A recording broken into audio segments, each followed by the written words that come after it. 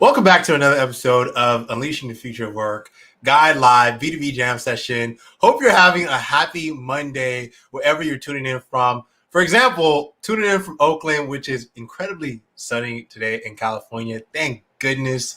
And personally, had the best weekend of my life. Got about 38 hours of sleep. I guarantee you it was amazing. If you got some sleep this weekend because you had a great last week, please let us know, show us some love, because I was sleeping like forever. And I right now I'm like super energetic due to the fact that this weekend was like the longest nap I've ever taken this weekend. But aside from that, how was your weekend? Let us know in the chat. And more importantly, get excited for the few people we're going to be having on today's B2B Jam Session. They are amazing people. In fact, we'll have our common and frequent guest, Mr. Prem Kumar, who's the CEO of Human Lead, Ephraim Yarmak, who is actually the leader of the Project 100 Hires, 1,000, not 100, 1,000 Hires movement, and is also the host of Founder Stories. His mission is helping one person at a time get rehired during this pandemic that we're all going through. And we're going to have the lovely Lauren Ortiz, who's a senior technical recruiter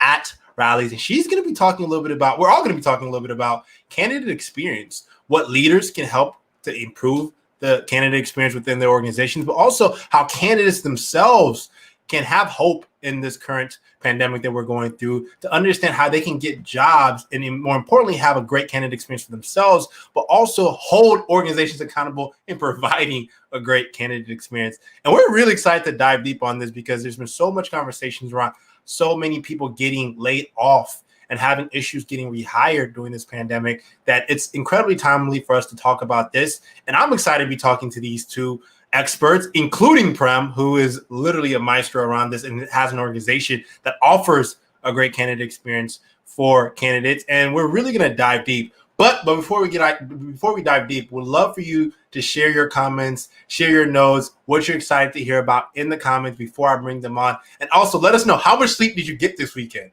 Because if you're anything like our amazing guests, I'm sure they got a lot of sleep this weekend. And more importantly, they're excited to be a part of our conversation. So shout out to Miss Price, who's saying, hi, Tim, looking forward to this conversation. Thank you so much, Danita, for joining us. We're excited to have this conversation. And more importantly, Danita, if you're going to love this conversation, show love. Make sure you're liking this right now. Make sure you're sharing this with your network on LinkedIn. And I'll go ahead and bring in our amazing guests. What's up, Lauren, Ephraim, and Prem? How you doing? Hi. Hey, Tim. Hey, how are you all doing today? You have to teach me, Tim, how you got 36 hours of sleep, man. If I could get 7 hours a night, then I'm good. So please inspire me how you did it. This weekend, I got lucky. I'll have to tell you that. I was really, really lucky this weekend. Ephraim and Lauren, where are you all tuning in from? I'm in Seattle. Okay, Prem is in Seattle. I'm in Sacramento. Okay, Sacramento, California, right here in Cali. We're not too far, Lauren. No, 2 hours door to door from Oaktown. And we're based out of Brooklyn, New York.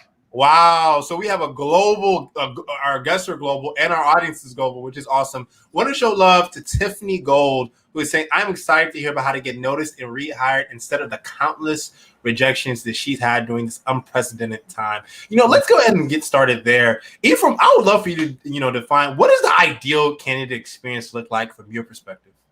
Wow. Okay. So before we even get into that, the whole ideal candidate experience, I think, the main message we want to give out to people that, something that Tiffany just mentioned, and Tiffany, this is directed specifically to you, is that you're not alone. Is that there's a whole community behind you that's supporting you. There's a community behind you that's giving you support, and there's a community behind you that's rooting for your success. And we are definitely here going to help try as much as my ability, and Lauren and Prem and Tim, of how we can help you get rehired. But I want you to know the first thing is that you're not alone, and we're here to support you the ultimate way. And I think just to start off with one concept, the ultimate candidate experience is, we have to know, first of all, that every single individual person here will all have our own emotions, and we're all human, right? So we all have our own needs. So from a company perspective, that even though right now we're dealing in a time that where it is a company market, but we can't forget that eventually tides will turn and it will come a candidate market. And unfortunately, people don't forget what they go through. So at this time, when you're going through the ultimate candidate experience is making somehow that person feels special, and thanking them obviously for applying for the job, giving them the ability to know that they were heard. And even though they might not be the right candidate, and that's okay, because unfortunately, there's so many candidates right now. There's thousands upon thousands of people. But giving each person that, that time of the day, like me personally, I probably receive at least 100 messages every single day from candidates, from companies, from people. And it takes, good 2-3 hours every night to sit through all the messages and I try to get back to them every single night or the next day.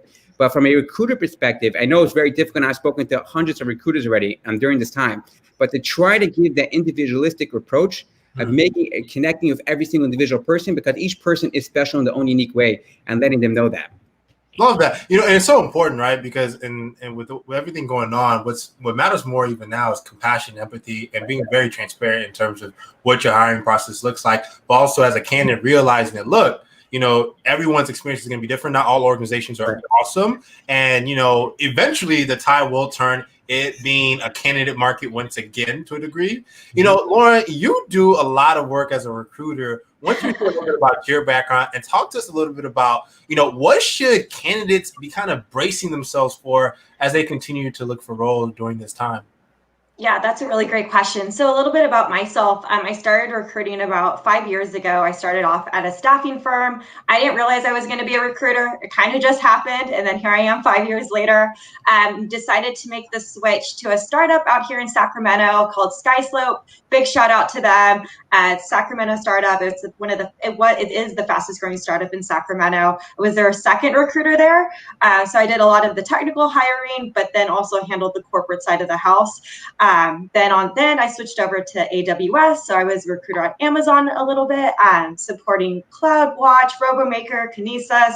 And then just recently made the switch over to Rayleigh's. So we're actually a grocery chain, but my job is to really help grow and scale their IT department. Wow. And I'm really coming up with processes and creating that really great candidate experience so nothing's slipping through the cracks. So I've kind of done a little bit of everything from the technical side, but also like the people outside the house too. So that's a little bit about me. Wow, that's amazing. So for you, have you been seeing that a lot of candidates have been incredibly frustrated throughout this process when they're maybe applying to Rayleigh's or, you're talking with them? And how have you been kind of comforting them throughout their process? Yeah, I think, again, empathy is so huge in everything that's happening, and every organization recruiting wise is so different. So that candidate experience and that workflow is going to look different given that company's bandwidth, right? So it really just depends. Like at Amazon, if you could only imagine, this was before the pandemic, how many applicants we would get for one single position. And a lot of the times, a lot of the qualified candidates, their application will get kind of not pushed to the side necessarily. They wouldn't come up in our algorithm for whatever reason, right? Because you're pulling in Boolean strings and really looking through candidate applications. And a lot of the times we get candidates who aren't necessarily qualified for the position, and we get an influx in those applicants. So it's really hard to kind of juggle that, right? We're able to get through it. But again, now fast forwarding to the pandemic, I think it's really important to have just a genuine conversation and making that extra effort of sending that denial out, even though, it does take an extra, maybe like 30 minutes or so. But that's when automation really comes in key with everything that's happening, right? So I've really taken this time to look at our workflow at Rayleigh's, right? Okay, what is our candidate experience like from start to finish, and really kind of figuring out the bottlenecks and pulling data to help us figure out where can we automate the process a little bit more. So those denials that are being sent out, yes, it may not be as personable, but I think as a recruiter, it's really important to get back in touch with anyone who applies, regardless if they're qualified or not. And at the end of the day, it's going that extra mile and making that little extra effort. You might be at work a little bit longer than expected, but I think just putting in that effort as a recruiter, that's really important to me, because that's your brand's reputation. But I think also not being afraid to take the time with candidates, and especially in that denial, it's all about the verbiage.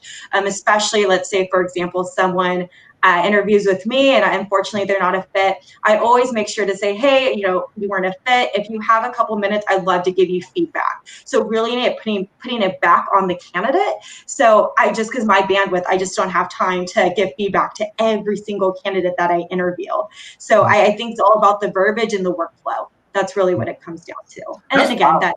that piece. Yeah, that's powerful. You talk a lot about AI and automation and how that's really important in terms of how you think about the candidate experience. Want to show love to our amazing community who's currently tuned in right now. Shout out to Danita, who is tuning in from Seattle. She's saying Seattle in the house. Well, East Side for her. Prem, you have a fellow neighbor tuning in from your backyard.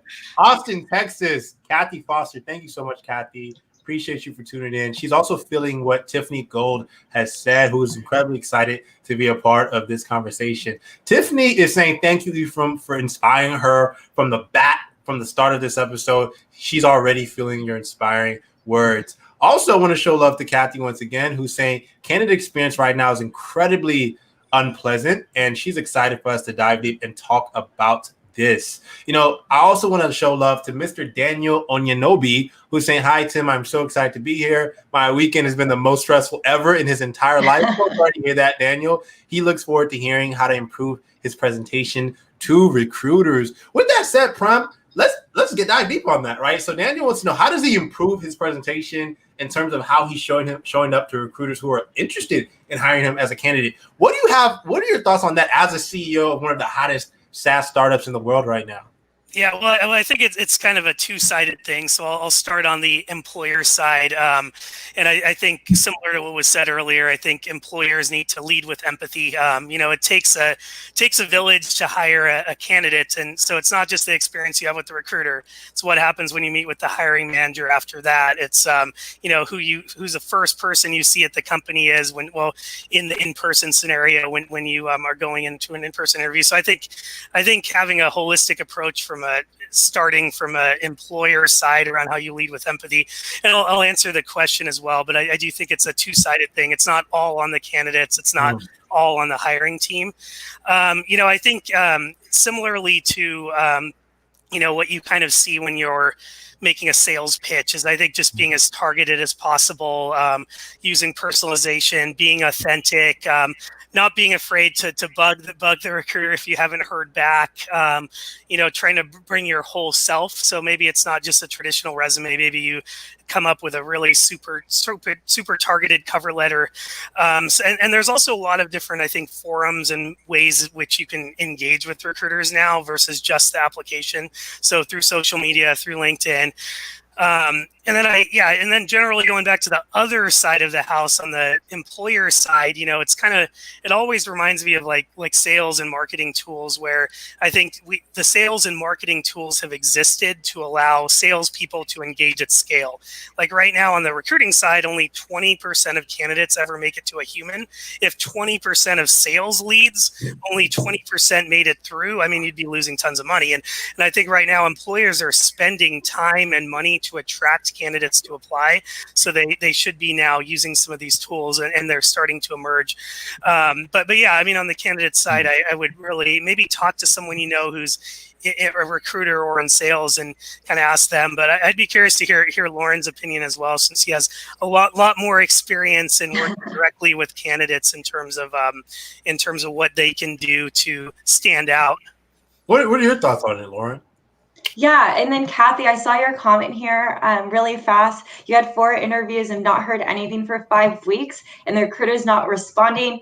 I'm not sure what company you're interviewing with, but that doesn't sound good. Yeah, I would follow up with the recruiter and just kind of let them know that feedback. As a recruiter, I've honestly made mistakes of forgetting to get back to candidates. I'd be lying to you if I said I was perfect. Wish I was, definitely not. So I would definitely follow up with them. But in terms of making your resume stand out, I really think it's adding those extra touches. And what I mean by that is showing links and embedding them within your resume to showcase your actual work. For me, I'm a very big data person. So if you're showing me analytics and you're actually showing me what you can bring to the table, and not having generic bullet statements like help lead a team to create an amazing sales experience, or whatever that bullet point is, that's really bland bullet points. So really making sure that those bullet points are meaty, they have data, you have specific examples.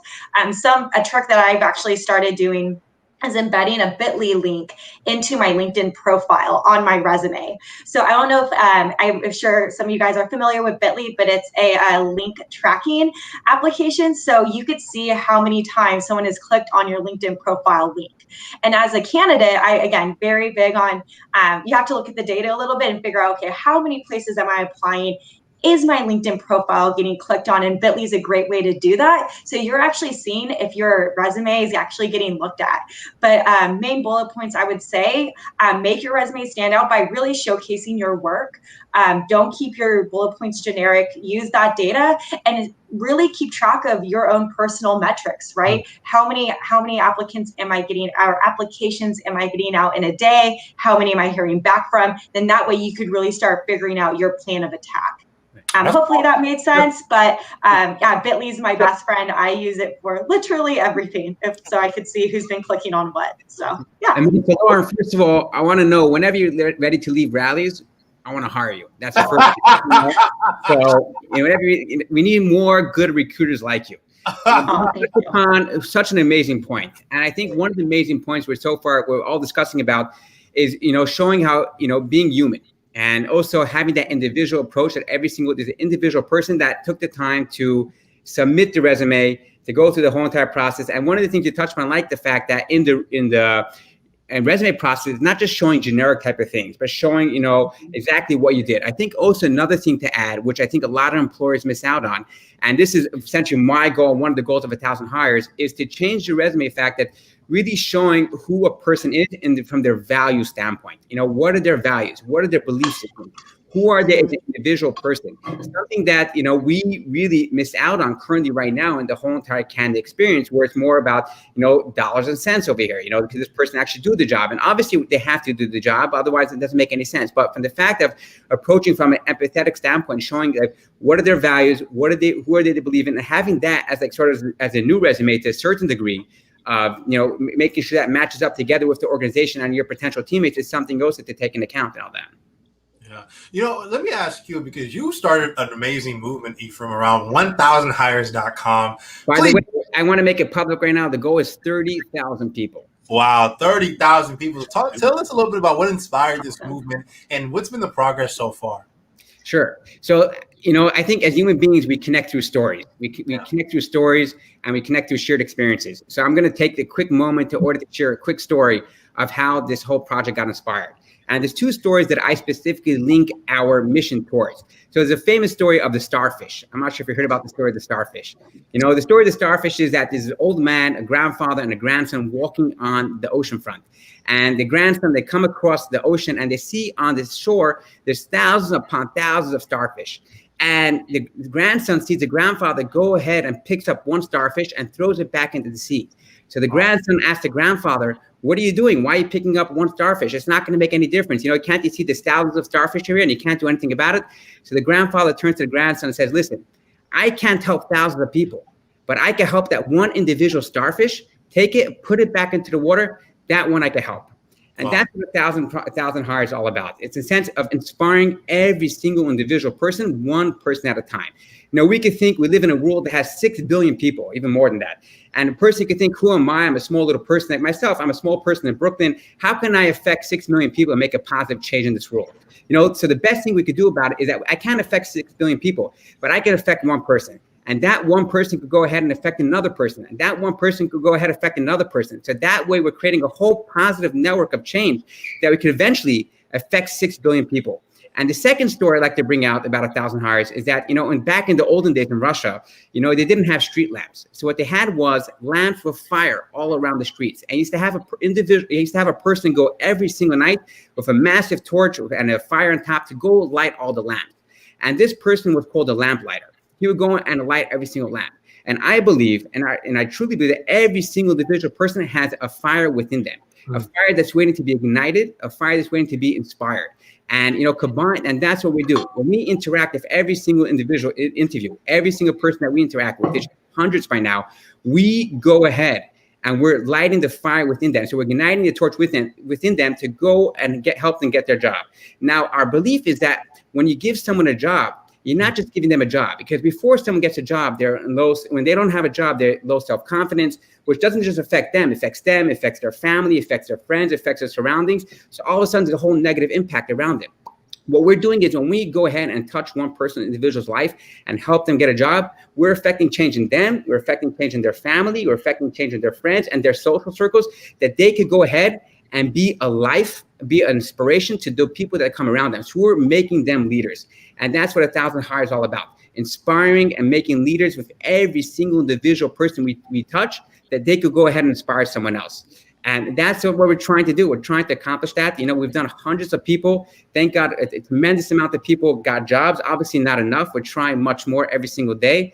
And that's a whole entire mission. And the mission was born out of the fact, looking at the world right now, what can we do to help all the people that unfortunately were laid off, not due to their fault?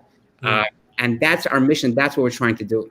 Man, that's inspiring. First of all, I'm inspired, and I know Lauren and Prem are inspired as well. And I'm ready to go run 2 miles right now. Like, let's go. Let's do this. Ephraim, you might have a career as a motivational speaker. Let me tell you, man. Want to show love to our amazing community who's tuning in and is just loving everything that we're talking about. And we're going to actually address some of their statements and questions as well. So Kathy's saying, I love paying it forward. So she's feeling you and the movement that you're building out, Ephraim. We have a LinkedIn user saying, I'm feeling the fire from Ephraim. Deep thinking is just on another level. I can feel that too, my brother. Jelena is saying, I love your mission, Ephraim. So she's feeling it as well. And everyone is pretty much inspired by you right now. So we have another comment from Mr. Michael Sabo, who's saying, Kathy Fawcett, that sounds incredibly frustrating. Would you even want to work there after being treated that way? Probably not. Love that you all are having a conversation in the comments with each other. So Stella is saying, resumes should have numbers and percentages. What value did you bring to your job? And Lauren has commented this as well, so she definitely agrees to that. Want to actually go back to a statement that Stella mentioned earlier that we weren't able to get to, if I can find it. I think that she said something about let's see. Well, can't find it, but she said something about LinkedIn really is a great platform for those looking for jobs and for those looking to hire. Right. So what are your thoughts on that, on people using LinkedIn as part of their candidate experience in terms of how they find opportunities? Prem, thoughts? Yeah, no, I mean, it's an extremely powerful tool. I mean, it's a great way of connecting with people quickly. One thing I'd be interested to hear from Lauren and Ephraim as well. And by the way, Ephraim, you have to get the domain name 30,000hires.com now. So you're up in the goal. So hopefully that's already by now. Yeah, hopefully that's not taken. But one of the points that Lauren made earlier around, using tools like Bitly to test engagement when you put out your resume and whatnot. And I'm curious, like when you do that on LinkedIn, what, from a recruiting standpoint, what's acceptable in terms of if I'm a candidate and I submitted my resume through the standard process and then I see a recruiter liked it, can I direct message them? Is it bugging them to comment on their stuff? I guess how much stalking is too much? Because I do find that LinkedIn generally is a good way to get that direct engagement. But as a candidate, you also might not always want to overdo it. So is there a balance there? And I'm be curious to hear your guys' thoughts on that. Yeah, that's a great question. I think given everything that's happening right now in the world, building your network is so important. Your network is your net worth. And I completely believe in that. So let's say you're a candidate and yes, you send your application, you don't hear back, but then you connect with the recruiter on LinkedIn or there's some type of interaction, feel free to reach out. I think as a recruiter where I get really annoyed is if I tell someone, hey, I'm so sorry, it's not the right fit right now, but let's definitely stay in touch. And the conversation continues and then it gets to an argumentative standpoint. And that's the thing, as a recruiter, I have to kind of protect my time, right? So I have no problem answering and building relationships with candidates on LinkedIn. I think that's a great tool. And I'm a big person in terms of paying it forward. If I know of another recruiter who's working on something that might be similar, I'm going to put your information out there, right? Or I'm going to keep that in mind. I think where it gets a little annoying is when it's the consistent follow-up of why wasn't I selected? So feedback from a candidate, if a recruiter gets back to you on LinkedIn and they give you hey, just it's not the right time, I strongly suggest don't continue on the conversation. I think like leaving it as like, oh, well, if you know of anything, let me know. And that's just coming from a recruiter's perspective. Because the last thing I hate, denials are my least favorite thing to do as a recruiter. Like I absolutely hate it. But at the same time, like I have to also protect the business, and the hiring managers have their needs that they need in this person. So to answer Prem's question, I know that was a little long-winded, but I would say, yes, reach out, build that network, build that relationship, because you just never know who someone's going to know, or just LinkedIn, there's so many great opportunities. And I think that's a great way for a candidate who is looking for a job to really build their network and to get a lead in. I think nowadays, like candidates have to be a little bit more crafty in how to get their application out there. So yes, connect with recruiters, build that relationship. And even if you don't have a job right now and are struggling, use LinkedIn as a way to do courses. Like, what are you doing in your off season? So I empathize with everyone. It's the off season right now. Unfortunately, layoffs happened, and again, it sucks, but what are you doing to sharpening your toolkit and sharpening that axe and really taking your resume to the next level? Continue to apply, but as a recruiter, I'm going to ask you when I get on the phone with you, so what have you been doing since getting laid off? And a lot of candidates I've heard said, I've been applying, but I haven't really heard a lot of candidates say, well, this is all the off time I've been doing. These are the classes I've been taking. So keep that in mind as well when you are interviewing and reaching out to people. Think about this time as your off season and how can you make your technical skill set better. So hopefully that was helpful for everyone. That's powerful, Lauren. That's powerful. Yeah. Do you have thoughts on this? Yeah. So first of all, Lauren, like I said, you're totally different than all the other recruiters I know, and it's incredible. Amazing. I definitely don't hope I honestly believe that, and I hope I don't get hate for this, from the recruiters, but you should not be a recruiter if you do not like people, and no, don't do it.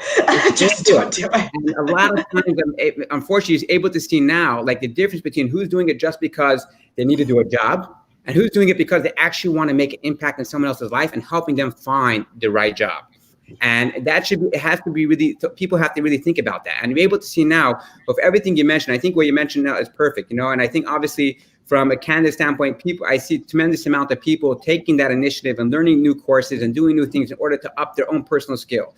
But from a recruiting standpoint, if you're not in the business of loving people, if you don't enjoy talking to people and making a difference in someone else's life, don't be in the recruiting business. You're affecting, unfortunately, negative change in so many people's life when they're going to go through that experience of not receiving the feedback and not receiving all these other types of processes.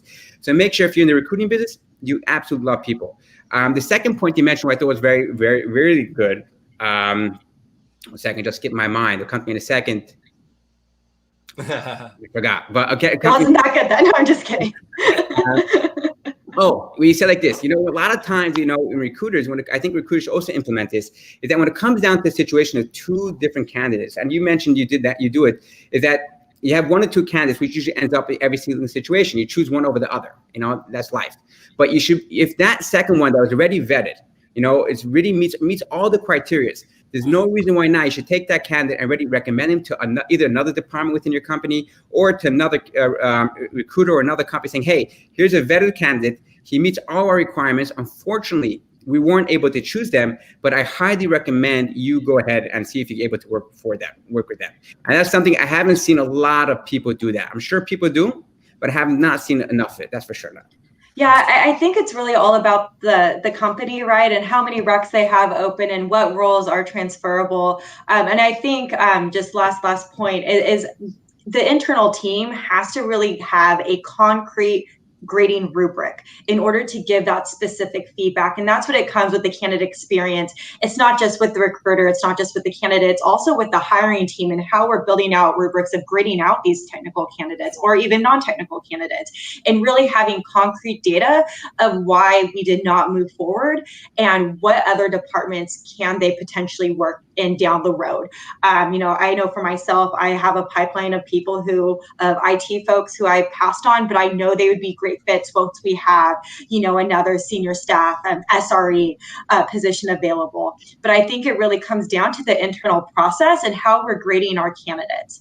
And at that point, you're able to provide really concrete feedback. If you are sending that denial, and you do have to hop on the phone with them because they could tell if you're lying to them. Like you get the generic of, oh, it's not you, it's us type of thing. But having a really good built out technical rubric gives recruiters that backbone. And that's just to add something that we need to do and challenge ourselves as internal recruiters to really build out a strong grading rubric.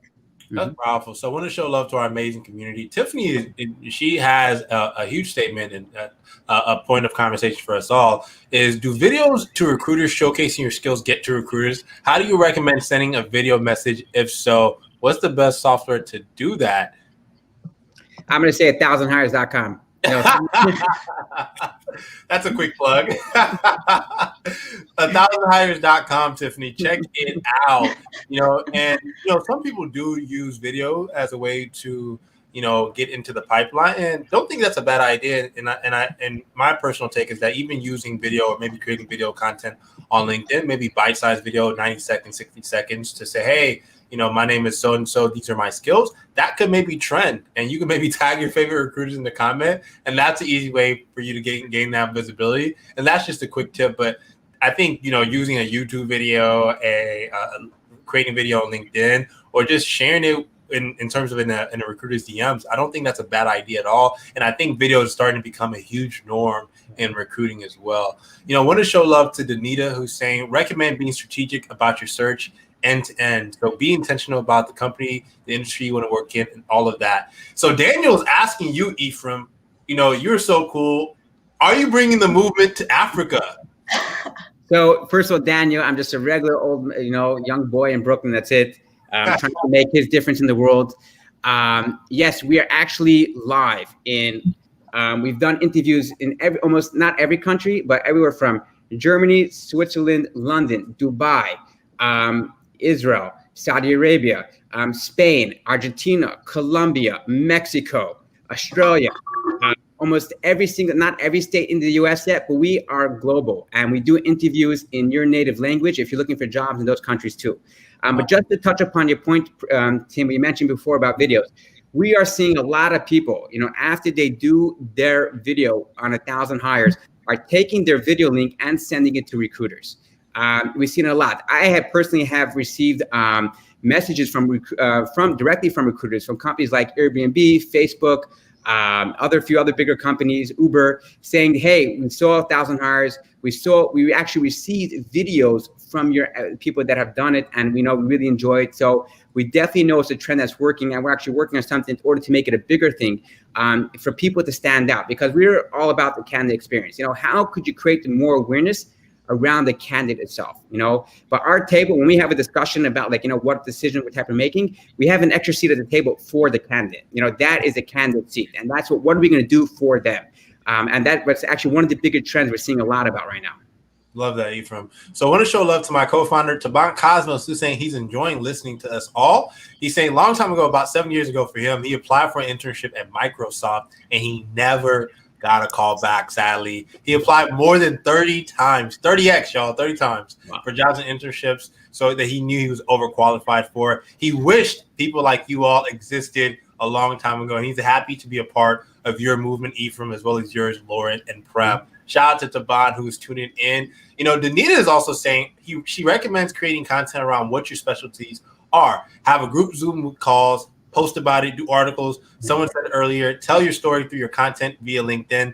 Loving this conversation. Want to show love to Mr. Soxman, I believe, Mr. Jonathan. But what about staffing agencies? What do you all think of them? Do they still have a place in this buyer's market? He's felt frustrated lately because they represent themselves as having a good relationship with the client, but can lead to nothing and not even an initial client interview. What are your thoughts on that, Lauren and Ephraim? Lauren, we'll let you go first. Yeah, that's a great conversation. I started off in staffing, so I definitely have love for firms and what they do. And I think staffing firms, depending on your hiring roadmap, they can be very beneficial, especially if there's a mass hiring initiative. There's some really great things about staffing firms. But I'm going to be very transparent. There are some staffing firms who just plain out suck. Like, that's just what it is, unfortunately. And so I think as a candidate, making sure that you do your research on the actual staffing firm themselves before really diving in. I know some staffing firms, and again, not to knock staffing firms again, but really do your research to see what clients that they work for, read some reviews. I would just recommend that before spending all that time and energy working with the staffing firm. So that's my first point. But then I think staffing firms are great. If they have a great credibility, they're a great way to get your foot in the door. I just think it's a matter of finding the right staffing firm that fits your actual needs and doing the research. So that's my suggestion to, utilizing staffing firms. I think they're great. I've utilized them before in the past, but definitely just be careful because I've had some bad experiences with staffing firms myself, and I'm a recruiter, right? So just make sure you do your research and make sure that the clients that they're working with are, everything's credible. Wow, do your research. Ephraim, do you have thoughts to add on that? I think Prem's been a little bit too quiet. I want to bring him into the conversation. Yeah, Prem, what do you think, brother? Yeah, I mean, so we have a few clients that are staffing firms, and I spoke at one of the bigger staffing conferences, Staffing Tech, recently, and I first off, I agree with Lauren. I mean, I think there's certain staffing firms that do a really good job of candidate experience. There's others that are incentivized differently, but I do think there's one of the trends that we uncovered at the conference is I do think employers, so clients of staffing firms, are beginning to demand certain things around overall candidate experience. So that starts with how the candidates are engaged from the very first point of contact with the staffing firm to when they get them. So employers are beginning. So I think employers have a lot of power as clients of staffing firms to be able to dictate what they want to see. Maybe they want more diversity, more diverse candidates. Maybe they want a better candidate experience. So I think you'll see those kind of tables turning and shifting a little bit. I also think generally the staffing model of charging 20 to 30% of the salary, a first year's salary of someone you place, that'll work in some cases, but I think technology is bringing about new efficiencies that can cause staffing firms to realize that the experience is also very important.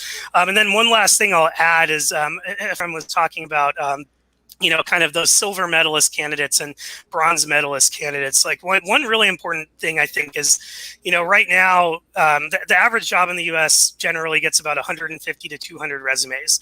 Right now, during COVID, it's much more than that. So say it's 400.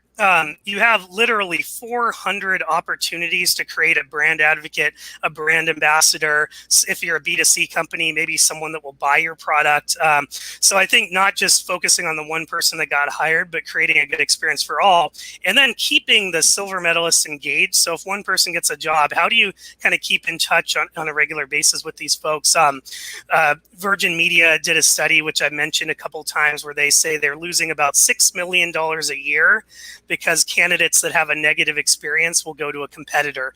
So I think looking at employer brand is more than just a way to make a hire, but I mean, you're spending money to get people to even apply via your time or via paying for an Indeed post. So you have many opportunities, I think, even now with COVID, to going back to Ephraim's point at the beginning, to create goodwill and to help people, even if they don't end up being a hire. Yeah, no, for sure. It works like this. Action speaks louder than words. And, we have a direct thing, a policy of action. And, what the candidate's going to experience right now through a company is something like you mentioned before, they're not going to forget. So taking that extra moment to give them the best possible experience. And even if, let's say, God forbid, they don't get chosen, right? They will be able to tell someone else that's going, let's say, will apply for another role in your company saying, hey, I did have a good experience with this company. They did respond in a timely manner. They did get back to me. They gave me whatever reason. They took the time to call me on the phone or send me a customized email. They will, like you said, they will be a brand ambassador, even if they don't get chosen. But most times we see that's the opposite happening because people are not doing that. And we do, so they should keep that in mind. Yeah, and really, I think it's, as simple as, and it is hard with high volume, but I think it goes back to the beginning. It really is as simple as being heard and then getting expectations set appropriately so you know what to expect in the process. Yeah. And I think too, it's for organizations to do some self-reflection, right? Of like, where are our bottlenecks? I think it's really easy. I know as a recruiter to get really just not narrow-minded, but just kind of drilled in on, the process, right? And making sure that we're hitting timelines and we're getting the hire, in the expected time. But I think really doing little things like surveys and sending that out to candidates who made it to the first round, but didn't necessarily make it to the second round, right? And getting that initial feedback, because we won't know unless we're asking our target audience in our market, right? So I think as companies, we really need to reflect on, okay, how can we get feedback in real time so we could pivot and adjust to make the experience even better than it already is. So I think as companies, we have to really challenge ourselves every day and do a lot of self-reflection to help bridge that gap. Yeah, I agree. You can't change what you can't measure. Exactly. Measure what matters, right? Don't measure. Yeah. Quick plug. If you are loving this episode, as we know you are, please share it with your LinkedIn or your Twitter, wherever. Share with a friend of a friend or a teammate of a teammate, whatever, because this has been a fantastic episode with the lovely Prem, Ephraim, and Lauren. Really quick, you all, I want you all to go in and give us, what is your one powerful takeaway for all the candidates that are tuning in right now, who are watching and are trying to be resilient and get through this moment that we're all experiencing together? Lauren, I'll let you go first. Thank you. I'm super excited. I was super excited to be here and talk with everyone today. This is my first time doing this, so I was a little nervous. I'm not going to lie to you. I had everything like you're set natural. So thank you again for inviting me. But I think my biggest thing is this is your off season. I don't know. I watched the Michael Jordan documentary, The Last Dance, and how hard Michael Jordan worked in his off season to be great. Like that, inspired me. So I think regardless if it's sports, if it's, something in your personal life or work, make every chance your off season. And I know times are tough right now and I know things are crazy, but what can you control and really sharpen your axe and build your toolkit. So when that next job hits, you're going to be a rock star and you're going to do great. And employers are going to see that you put in that work. So keep hanging in there, look at your data, but remember, this is your time to really build the skill sets that maybe you've never really touched on before. So, and then feel free to message me on LinkedIn. I'm more than happy to answer any additional questions anyone might have. I know it's kind of hard with the chat, but seriously, reach out. More than happy to connect and answer any other questions. Shout out to Lauren. Thank you so much for being such a servant leader when it comes to supporting candidates. Ephraim, what are your thoughts? What's your one powerful takeaway? One powerful take. So first I want to say like this, everything's a story. Everything's a story and experience. When someone, God forbid, is sick, if they know what the sickness is, that already is half the cure, because they don't have to search what the sickness is. They know what the sickness, now we have to find a way to cure it. This time right now that people are going through, it's going to pass. This time will pass. So definitely utilize, like Lauren said, the experience right now in order to get closer with your community, your family, your friends. Also utilize the time to take up your skills to the next level, up your skills. But I want every single individual candidate to know that, obviously if I had the opportunity to hire everyone, I would do that. But the main thing is to know that you're not alone. There are people behind you supporting you. People are rooting for your success, and we want you to succeed. I know Tim, Prem, Lauren, and our whole entire team at 1,000 Hires are here to help you in any way possible for you to get a job, to create as much awareness around you, and to know that you're not alone. Because end of the day, we're here in this world for 90 years, 120 years, to literally make a difference, to impact someone else's life. There's no other reason why we're here. That's why we're here. And so I want you to know you're not, and we're here to support you any way possible. Love it. Prem? Yeah, so I agree with both what Lauren and Ephraim have said. I would say my message is more to employers. I would say leading with empathy is so huge now. If you have 400 people applying, don't think about it as, oh my gosh, I have to read 400 resumes, but I have 400 opportunities to make someone's life better, to help them in some way, to create a potential future customer maybe, or a future brand advocate. So I would say take advantage of those touches you're getting, because employer brands have never touched so many people at once with unemployment so high. That's powerful. Thank you all so much for joining us. And by the way, I want to give the last word to Stella Da Silva, who has said, I've requested to connect with all of you all on LinkedIn. So you all have new fans, new community members joining you all in your movements. I'm accepting it right now. I'm showing you live that he's accepting your connection request, fella. Thank you all so much. And we need to have you all on, Ephraim and Lauren, on a future episode. What do you think?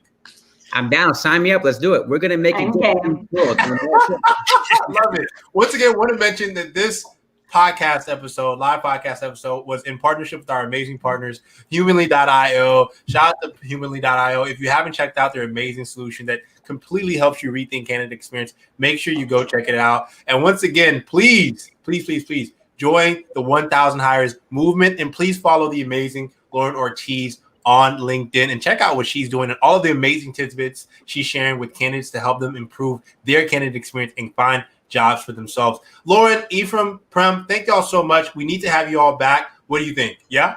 Done. Let's do it. Love it. Run it back. Let's go. That's good. Talk to y'all soon. Bye. Bye, y'all.